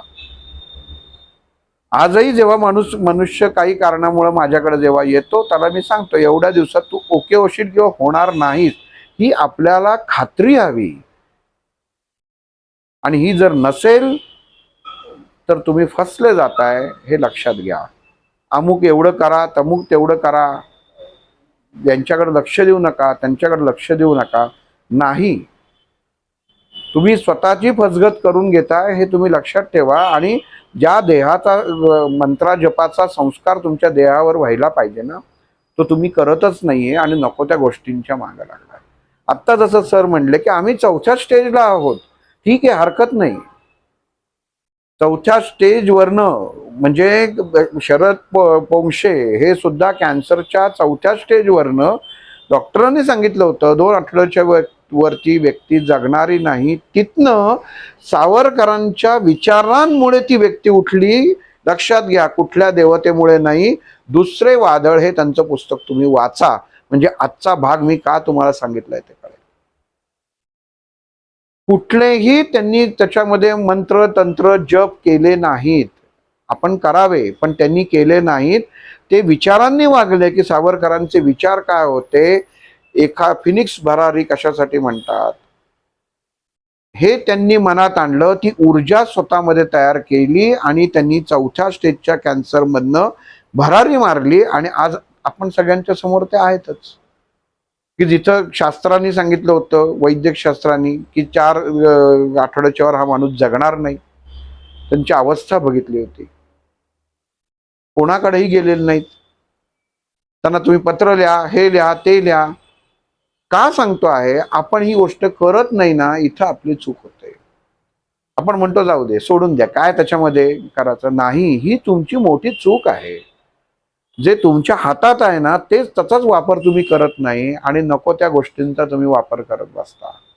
तसं नका करू. नाहीतर तुम्ही कितीही तुमच्या अडचणी असू देत, फक्त तुम्ही रूट ज्या दिवशी चालू झालं ना, त्या दिवसाचा भाग तुम्ही फक्त स्वतः लिहा. सगळी उत्तरं तुमची तुम्हाला मिळतील की कटणं हे चालू झालं आणि ह्याच्यामध्ये काय करायला पाहिजे. तुम्ही माझ्याकडे या, पण तू यायलाच लागणार नाही, कारण तुमचं तुम्हाला उत्तर मिळालेलं असेल आणि ते परमेश्वराने तुम्हाला ऑलरेडी देऊन ठेवलेलं असेल की इथं असं असं आहे, त्याच्यामध्ये आहे. कुठेही खरंच सांगतो. आणि जे तुम्हाला सांगतात ना की तुम्ही एवढं करा, तुमचं होणार, म्हणून लिहून दे, आम्हाला लिहून द्या की तुम्ही माझं 100% समर्पण तुमच्या चरणांशी आहे, तुम्ही आम्हाला लिहून द्या. आणि मग ते म्हणले ना की नाही असं कोणी लिहून देतं का, मग तुमचे उच्चारच चांगले नसतील, मग तुम्ही किती करता. ह्या सगळ्या पळवाटा आहेत, ह्या सगळ्या पळवाटा आहेत. म्हणून एकदा सांगतोय, म्हणजे जेव्हा आपल्याला परमेश्वर ही संधी देतो की तू तुझ्या याच्यामध्ये सेल्फ डायग्नोसिस मोड असा एक इलेक्ट्रॉनिक्स मध्ये प्रकार असतो की तो जेव्हा ऑपरेट होतो तेव्हा ते मशीन आपल्या स्वतःच्या देहाचं म्हणजे ते स्वतःचं अनालाइज करतं की माझ्यामध्ये दोष काय आहे, आणि ते त्या डिस्प्लेवरती दाखवतं की या मशीनमध्ये हा फॉल्ट आहे. आणि मग बाहेरचा माणूस आम्ही तो फॉल्ट रिपेअर करतो. तसं भगवंत आपल्या प्रत्येक देहामध्ये सेल्फ डायग्नोसिस मोड आहे. लिहून काढा ना, माझा कमकुवतपणा कुठे आहे, मी काय केलं की मी घाबरतो, काय केलं की मला आनंद होतो, माझं कुठं चुकतं आहे, मी एखादं व्यसन करत आणि का नाही करत, कसा फरक पडत नाही. संकेत बघा, सिगरेट ओढणं पाकिटावर लिहिलेलं असतं की नाही, cigarette smoking is injurious to health. दिलेला आहे ना संकेत, परमेश्वरांनी छापिले, कंपनीने छापलेला आहे, तरी माणूस पितो. मग संकेत देऊन सुद्धा जर माणूस पित असेल आणि नंतर जर त्याला कॅन्सर होत असेल, तर ह्याला तुम्ही नंतर किती मंत्र जप बाबा बुवा करा, त्याला काही उपयोग होणार आहे का? मग जिथनं तुम्ही सुरुवात केली ते जर तुम्ही ते मूळ शोधलत ना, तिथपर्यंत गेलात ना, तर त्याच्यामध्ये आहे. आणि अजून एक सांगतो, ज्यांच्याकडे उत्तर नसतं ना, ते सांगतात तुमच्या 2 पिढीच्या आधी हा प्रॉब्लेम होता, मग त्या 2 पिढ्यांनी त्यांचा तेव्हा पाप करून ठेवलेली आहेत, त्यामुळे तुम्हाला आता भोगायला लागतंय. हा मस्तपैकी काढलेला मधला एक मार्ग आहे की म्हणजे मला काही कळत नाही, मी तुमचं काही विचारू शकत नाही, आणि समोरच्या माणसाला हो का, मग 2 पिढ्यांच्या अगोदरचं त्याच्यामध्ये आहे. तुम्ही असं करा, इथनं त्र्यंबकेश्वरला जा, नारायण नागबळी करा, 4,700 रुपये मोजा, तुम्ही त्यातनं मोकळे व्हाल. माझं तर मतच असं आहे. व्हिडिओ ऐका, 5,000 रुपये खर्च करा. जर तुमच्या आयुष्याचा प्रॉब्लेम जर 5,000त सॉल्व्ह होणार असेल तर त्यांनी प्रत्येकाने करून घ्यावा, असं माझं प्रामाणिक मत आहे. तिथल्या एखाद्या गुरुजींना काढा की सामुदायिक करायचं आहे, कारण सामुदायिकच करतात की ज्याला शास्त्रांनी नकारात्मकता दिलेला आहे.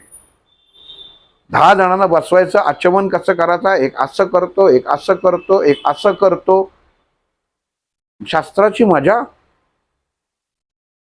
आणि त्याच्यात तुम्ही सांगता आम्ही करून आलो, प्रमाण काय केलं की नाही तसं कधी कोणी विचारतं? आज तुमच्यापैकी किती जणांनी ऐकल्यानंतर केलं? कधी परत त्या गुरुजींना कधी फोन केलेला आहे की अहो आम्ही केलं, पण ह्याचं हे झालंय की नाही, ह्याचं काही प्रमाण आहे का? काही तुम्हाला माहित नसेल तर सांगतो, 26 दिवसानंतर त्याचा इफेक्ट कळतो आणि त्याचं प्रमाण घ्यायला लागतं. काल सर्पयोगाचे जेवढे प्रकार आहेत त्यातल्या आम्ही काल सर्पयोगाची शांती करून आलोय त्र्यंबकेश्वरला. कुठल्या? एवढे 64 प्रकार आहेत, त्यातल्या कुठल्या केलं? जर बोटा इथं हात फ्रॅक्चर झाला ना, तर शरीराला तुम्ही अख्खं बँडेज बांधणार का? मग जिथं दुखतं आहे, बरं 64 पैकी 4च दोषी आहेत, बाकी 60 मनुष्याला मदत करतात. एक साधी गोष्ट लक्षात घ्या, बंगल्यात राहताय, बाहेर बोर्ड लावला, कुत्रा आहे, कुत्र्यापासून सावध राहा. येणारा माणूस आत जात हे विचार करत नाही आत कुत्रा आहे की नाही, ते पाठी वाजतो कुत्रा आहे, मग ते बेल वाजवायचा किंवा जायच्या आधी तो जरा गडबडतो, आत कुत्र नसतंच. पण ती जर पाटी तुम्ही काढून टाकली तर तुमच्याकडे प्रवेश आहे. मग जे सगळेच वाईट नसतात हो. मग जे 60 चांगले आहेत तुम्हाला जे मदत करतात, त्यांना तुम्ही का तुमच्या आयुष्यातनं काढून टाकता? मग ते गुरुजी सांगतात ठीक आहे, मुलाची पत्रिका आणली, हे केलं, हो चांगले आहेत ना, छान आहेत, 22 गुण जमले, 28 गुण जमले. कुठले? कधी विचारतो आपण गुरुजींना की 28 गुण कुठले जमले गुरुजी माझ्या मुला मुलीचे? आणि तोच गुण जमला नाही की यांच्या आयुष्यामध्ये पटणार नाही, तो उपयोग काय बाकीचे 28 जमून? एक चेष्टेचा भाग नाहीये. आपण हे करत नाही आणि म्हणून आपल्या जीवनामध्ये अडचणी वाटलेल्या आहेत. आपण सगळं देतो करतो, पण आपलं विचाराला घाबरतो. आम्ही कसं विचारणार, आम्ही कसं करणार? असं नाहीये. कॉम्प्युटरवर कुंडली काढली तर तुम्ही 99.9% कुंडलीमध्ये तुम्हाला काल सर्पयोग हा येतोच. 64 आहेत ना होते, तर त्याच्यामध्ये ते येतातच, असं होतच नाही. मग त्याचा एक सुताचा आधार घ्यायचा आणि त्याच्या समोरच्याला पूर्ण कोलॅप्स करून टाकायचं, तर तसं नसतं. अक्षांश रेखांशचं ज्योतिषशास्त्रामध्ये गणित असतं. चतुर्थीला चंद्रोदय कधी होणार ही वेळ दिलेली असते. भरती ओटी समुद्राला कधी होणार असं सांगत नाही की आज भरती होणार आहे, ते सगळ्यांनाच माहिती आहे. पण जी वेळ दिलेली असते किंवा जी वेळ काढली जाते त्याला गणिती शास्त्र आहे. मग तसं ज्योतिषशास्त्रामध्ये अक्षांश रेखांश शास्त्र आहे ना, हे खूप महत्वाचं आहे की जे आपण दुर्लक्षित करतो आणि मग या सगळ्या गोष्टींच्या मागे लागतोय. अमुक पादुका घ्या, आमच्याकडे यांच्या पादुका आहेत, त्यांच्या पादुका आहेत, हे आहेत, ते आहेत, सगळं आहेत, ही वस्त्र आहेत, त्यांनी हे दिलं ते दिलं, नका अडकू. तुम्ही जेवढं आणाल तुमच्या आयुष्यातले प्रॉब्लेमच सॉल्व्ह होणार नाहीत, अडकाल. आणि हा तुम्ही, मी कळकळीने एवढं सांगतोय की ज्यांच्याकडे जर असतील ना अशा गोष्टी, 100 देव ज्यांच्याकडे असतील ना त्यांच्याकडे 100 प्रॉब्लेम असतील. मी आत्ता सांगतो. जेवढं कमी तेवढं त्याच्यामध्ये तुम्ही सगळी तत्व गोळा करून ठेवता, भेसळ करून ठेवता. सगळी गरज नाहीये. मला जे फक्त जेवढं आज अन्न खायचंय, जी भाजी खायची तेवढीच तुम्ही खा, बाकी सगळं आणून ठेवू नका.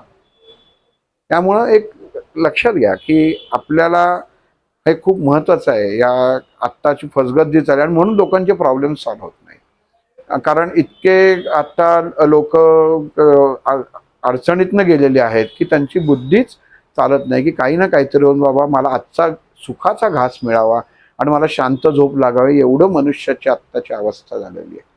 पण थोडा तुम्ही जेवढं आत्तापर्यंत केलं ना, ते एका वहीवरती एवढे तुमचे हे करा की तुम्हाला तुमचं उत्तर नक्की मिळेल की नाही माझं इथनं याच्यामध्ये. आणि आयुष्य प्रॉब्लेम नाहीच आहे, आपण करतो. प्रॉब्लेम नसतोच. मला परवा एक मानसोपचार डॉक्टर माझे मित्र आहेत, त्यांना मी एक भेटायला गेलो होतो. मला म्हणले सर एक प्रश्न आहे. म्हटलं बोला ना. सिद्धी कशी प्राप्त करायची आणि सिद्धी का असते का त्याच्यामध्ये? तर म्हटलं हो असते की. तर म्हणजे मग कुठं, म्हणजे कशी ओळखायची? म्हटलं तुमचा मोबाईल द्या. म्हटलं मोबाईलमध्ये कुठलं ॲप तुम्ही, एक त्याचा एक ॲप होतं. म्हटलं हे वापरता का ॲप तुम्ही? तर म्हणजे नाही हे काय आपल्याला लागतच नाही त्याच्यामध्ये. म्हटलं ही सिद्धी आहे. कारण नसताना तुमच्या मोबाईलमध्ये आहे, त्याची सगळी माहिती आहे. तुम्ही त्याला क्लिक केली की ते उघडलं जाणार आहे, पण तुम्हाला माहिती नाहीये की ते कशासाठी वापरतात आणि तुम्हाला त्याची गरज लागत नाही.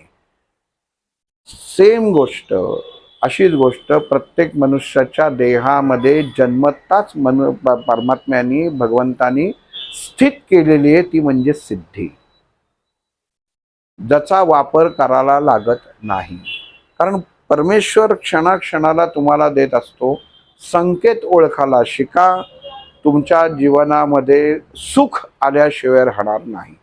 अगोदर तुमचे 1 कोटीचं कर्ज असेल, जर तुमची घर घाण असतील बँकेकडं, आणि जर तुम्हाला जर कोणी सांगितलं की 21 नारायणपूरला किंवा इकडं जाऊन वाऱ्या करा तुमचं कर्ज फिटेल, फिटणार नाही.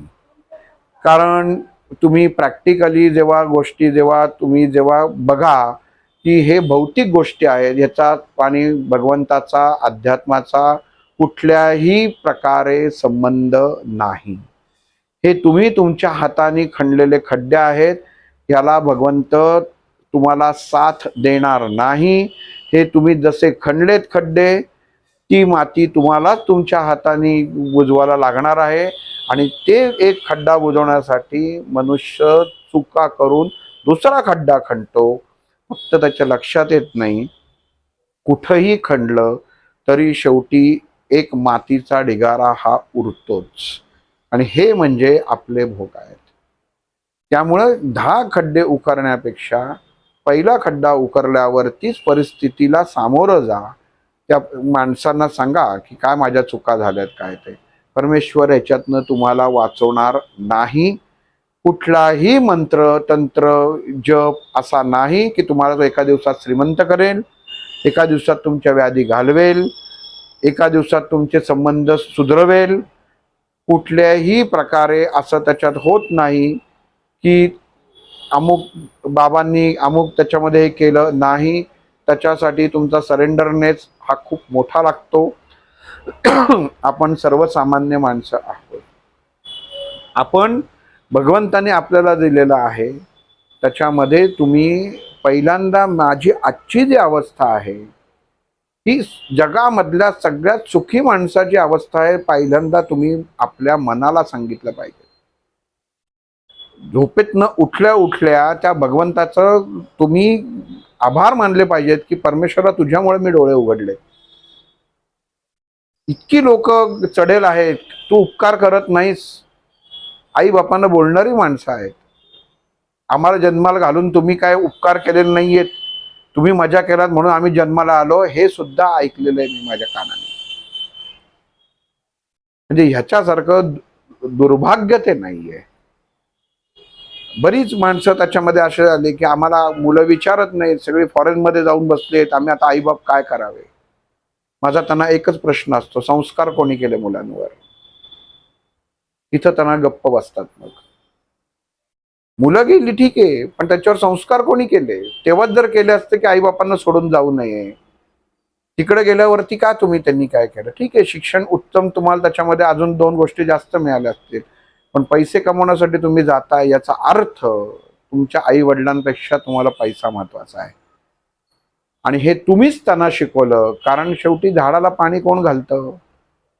जो माळी घालतो त्याला शेवटी त्याप्रमाणे त्याचं भोग असतो.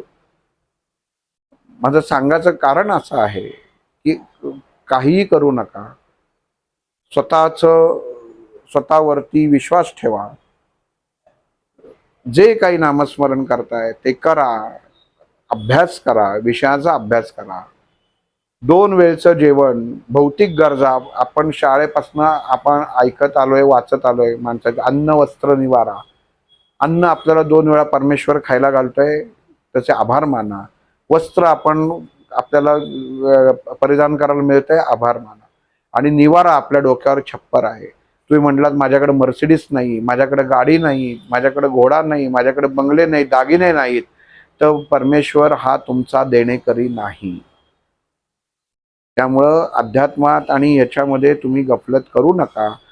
सगळी तत्व इकडून तिकडून फिरून ही एकच आहेत. उगाच त्याला बळी पडू नका. इकडं अमुक केलं तर हे महाराज रागवतील, नाही केलं तर आपल्याला शाप देतील, असं कधी होत नाही. हे कधीही लक्षात ठेवा.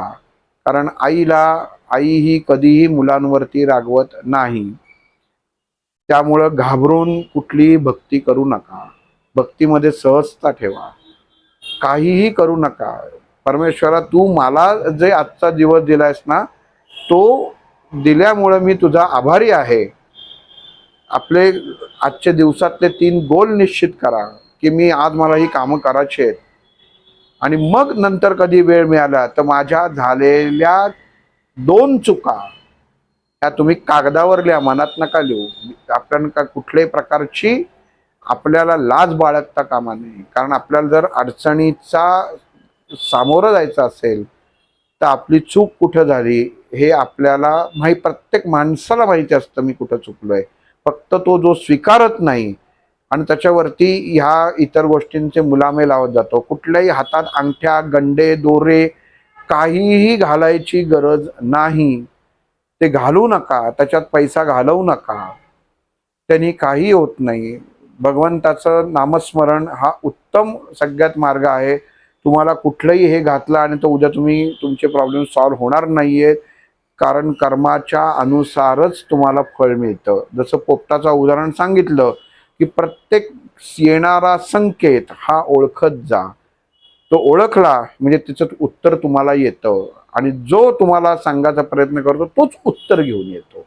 त्यामुळं अध्यात्मामध्ये हे खूप महत्वाचं आहे.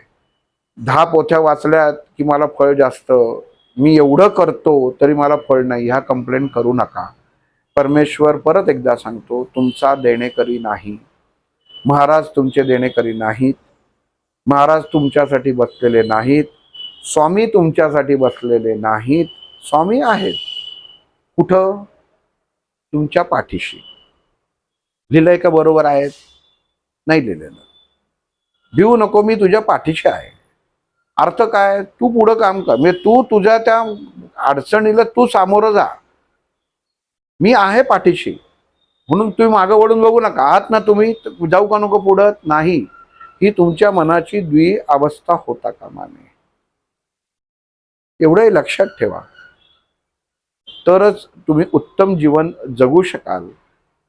तुमचे काही याच्यात सगळ्यांच्याच प्रश्नांची उत्तर देता आली असं नाही. परान्नाच्या बाबतीत सुद्धा सांगतो. आपण जसं सिगरेटचं सांगितलं, cigarette smoking injurious to health लिहिलेलं असतं तरी ओढतो. तसं परान्नामुळे त्रास होतो हे सांगायचं माझ्या गुरुकडनं मिळाल्यावर मी सांगितलेलं आहे. काही जणांनी त्याचे अनुभव पण लिहिले, त्यांच्याकडं ते अप्लाय केलं जातं. कुठलीही गोष्ट जेव्हा आपण स्वीकारतो तेव्हा ती सुरुवातीला अवघडच असते, नंतर ती त्याची सवय लागते, एका दिवसात लागत नाही. आणि जी गोष्ट आपण सोडू शकत नाही ती गोष्ट आपल्याला मोहात अडकवते, हे लक्षात ठेवा. आजच्या युगामध्ये हे शक्य आहे का? मी बाहेर गेल्यानंतर रेल्वेत खायचं नाही का? खा की. रेल्वेत खा, बाहेर खा. लोकांच्या घरामध्ये तुम्ही गेल्यात नंतर तुम्हाला असं वाटतं ना की मला खायलाच पाहिजे, तर मग एवढंही आपलं लाज बाळगता कामा नये. त्यांच्याकडनं पाणी घ्या, त्यांच्या देवासमोर प्रसाद दाखवा आणि ते अन्न ग्रहण करा. मग ते म्हणले की आम्ही आमच्या अन्नात काही टाकलंय का, तर ते नाही. मग अजून सोपा मार्ग काही सांगता येणार नाही. मग तुम्हाला मार्गावर जायचं तर तुम्हाला ह्या गोष्टी ह्या पाळल्याच पाहिजेत. तर त्याला आपण आपल्या मनाप्रमाणे सोल्युशन्स काढून चालत नाही. आणि मी सांगितलं की मला जे योग्य वाटतं ते मी आपल्याला सांगतो.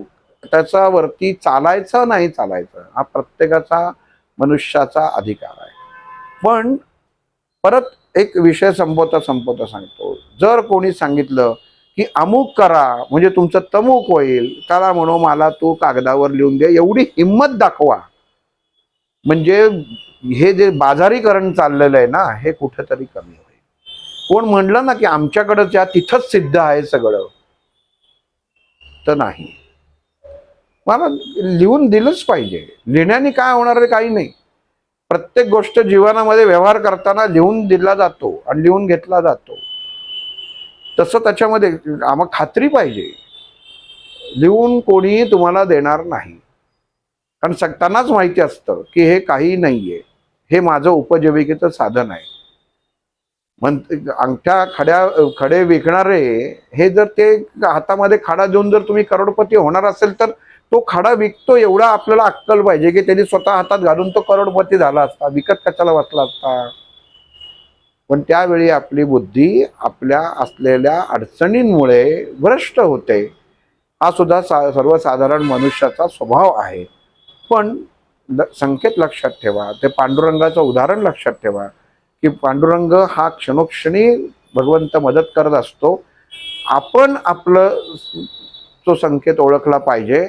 नाही तर जसं तो त्याचा श्वास पांडुरंग होता तरी मृत्यू पदरी आला, तसं मनुष्याच्या येऊ शकतं. कारण काय, ओळखलंच नाही तर तुम्ही काहीही उपयोग तुमचा होणार नाही.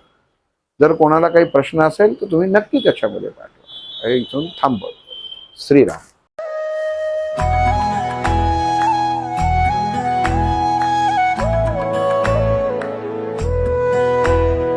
अध्यात्मावर अशीच माहिती मिळवण्यासाठी देव माझा चॅनलला सबस्क्राईब करा